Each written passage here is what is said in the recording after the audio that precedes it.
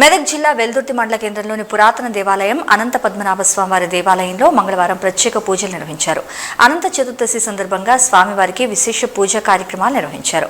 కాకతీయుల నాటి పురాతన దేవాలయం అనంత పద్మనాభ స్వామివారి దేవాలయ అభివృద్ధికి ప్రభుత్వం కృషి చేయాలని స్థానిక మహిళా మండలి అధ్యక్షురాలు కొత్త ముక్తాబాయి ప్రభుత్వాన్ని విజ్ఞప్తి చేశారు. అనంత పద్మనాభ స్వామివారి దేవాలయంలో నేడు కాంగ్రెస్ పార్టీ నాయకులు నరేందర్ రెడ్డి, నరసింహారెడ్డి తదితరులు ప్రత్యేక పూజలు నిర్వహించారు. ఆలయ అభివృద్ధికి కాంగ్రెస్ ప్రభుత్వం కృషి చేస్తుందని వారన్నారు. నేను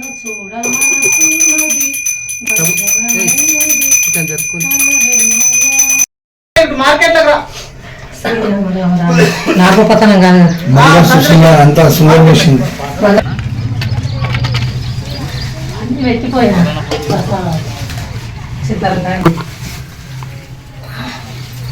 శ్రీరామ రామ రామేత్ర రామ రామ రామ అక్కడ మూటలు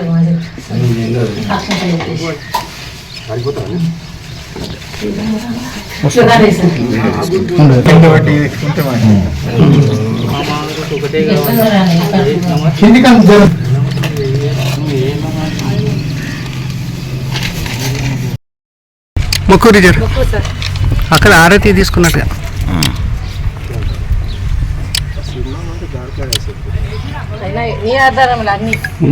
నా పేరు ముక్తాబాయ్. చాలా పురాతనమైన ఆలయం, కాకతీయ రాజులు కట్టినది. వెల్దుర్తిలో వెలుగు పోయి వెల్దుర్తి అయింది. అనంత పద్మనాభ స్వామి వెలుగు ఒక్కొక్క కార్తీలో ఒక్కొక్క కిరణం పడుతుండే ఈ దేవుని మీద. అనంత పద్మనాభ స్వామి ఇవాళ అనంత చతుర్దశి.